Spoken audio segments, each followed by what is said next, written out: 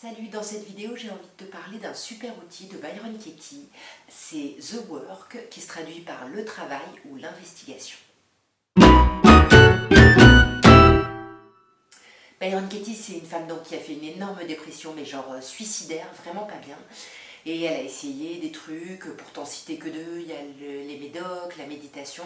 Et elle s'est rendue compte que même si ça la calmait momentanément, et ben en fait ses pensées stressantes, elles revenaient sans arrêt. Et elle s'est donc rendue compte que quand elle croyait pas à ses pensées stressantes, elle allait mieux. Et quand elle les croyait, elle allait pas bien. Bon, ça semble assez logique. Mais en fait, elle est allée plus loin.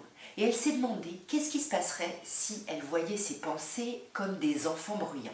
Et qu'au lieu de les chasser, ce qu'elle aurait d'emblée envie de faire, et bien elle restait juste là, à les accepter et à les observer. Et donc elle a développé cet outil pour remettre en question ses pensées stressantes. En gros, pour elle, soit elle questionnait ses pensées, soit elle les acceptait. Pour elle, quand on souffre, c'est quand ses pensées, elles sont en conflit avec la réalité. Comme si la réalité, ça n'aurait...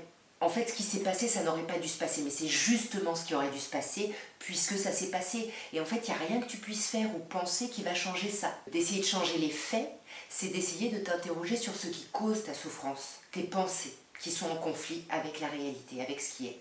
Parce que c'est quand je me dispute avec la réalité que ça fait mal. Et du coup, ces choses, c'est comme si elles n'auraient pas dû arriver, mais en fait, si justement, c'est précisément ce qui aurait dû arriver, puisque c'est arrivé. Et en fait, il n'y a aucune pensée, aucune réflexion, aucune action qui peut changer ça. Par contre, tu peux t'interroger et essayer de voir ce que tu peux faire au niveau de tes pensées. Alors cet outil, il est super simple, puisqu'en gros, il consiste en 4 questions et une inversion. Donc, on va commencer le processus. Donc, la première étape, soit tu as déjà ta pensée stressante, donc vraiment quelque chose qui t'irrite, qui te met en colère ou qui te peine, peu importe, et là, ok. Et si tu n'as pas ta pensée stressante, on va faire un premier exercice.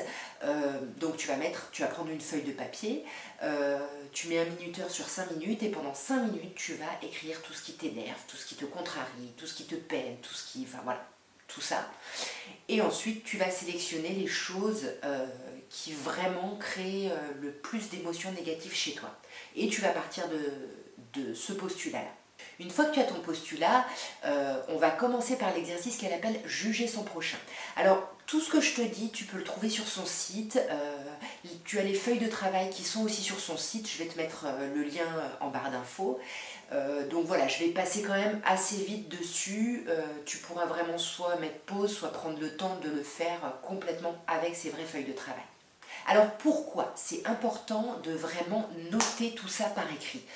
Parce que déjà ton mental il est super fort et du coup tu vas voir que si tu fais le truc, l'exercice de tête, en fait ton mental il va finir par modifier la réalité pour vraiment te prouver qu'il avait raison.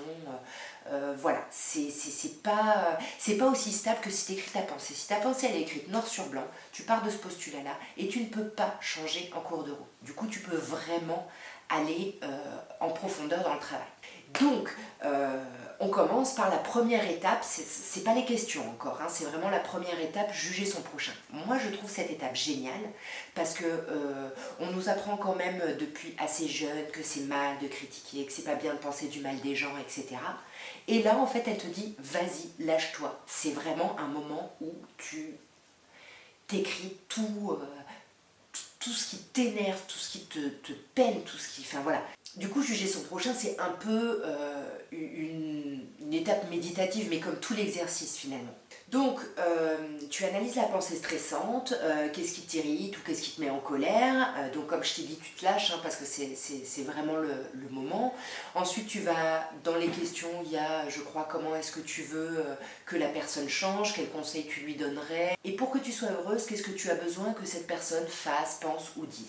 Et aussi, qu'est-ce que tu ne veux plus revivre, donc quelle situation tu ne veux plus revivre ou qu'est-ce que tu ne veux plus revivre avec cette personne. Donc une fois que tu as fait tout ça, on passe aux questions. Donc la première question c'est, est-ce que c'est vrai? Alors si pour toi la réponse est non, tu passes directement à la troisième question. Par contre, on va passer à la deuxième question. Si tu as mis oui, je pense que c'est vrai, tu passes à la deuxième question. Et là, tu vas te demander qu'est-ce qu'il en est vraiment de la réalité. Alors dans son livre, elle donne un exemple. Paul ne devrait pas autant regarder la télé. Donc, est-ce que tu es vraiment sûr que c'est vrai? Ben là, tu regardes la réalité. C'est quoi la réalité? Ben, Paul, il regarde effectivement beaucoup la télé. Paul devrait moins regarder la télé. Est-ce que tu es sûr que c'est vrai? Ben non, puisque dans la réalité, Paul, il regarde en effet beaucoup la télévision. En fait, elle explique que c'est simplement une façon pour toi de te disputer avec ce qui est. Ça va pas faire changer Paul et ça va pas te faire aller mieux. Tu peux aussi trouver des situations qui montrent le contraire. Après, tu te demandes qu'est-ce que tu serais sans cette pensée. Donc vraiment, tu prends le temps de savoir, de voir qu'est-ce que tu éprouverais sans ça. Et la quatrième étape, le retournement ou l'inversion.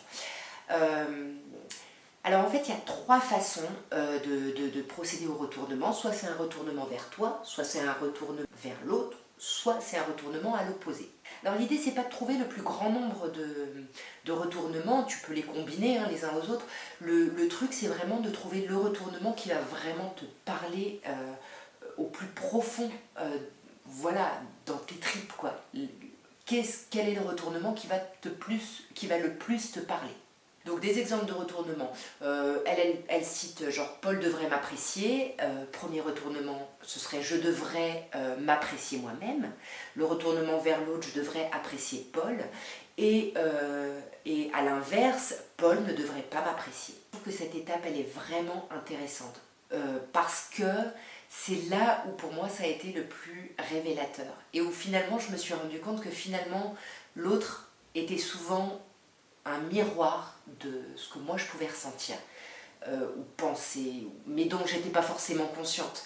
Et en faisant le retournement, ou par rapport à moi, tu vois, le retournement vers soi, tu te rends compte, tu réalises, et c'est même pas juste tu te rends compte, tu réalises intellectuellement, c'est des trucs, tu le ressens vraiment. Et là, c'est que le travail, il fonctionne bien. Voilà, j'espère que cette vidéo t'a intéressé. Je te souhaite un bon travail. À bientôt.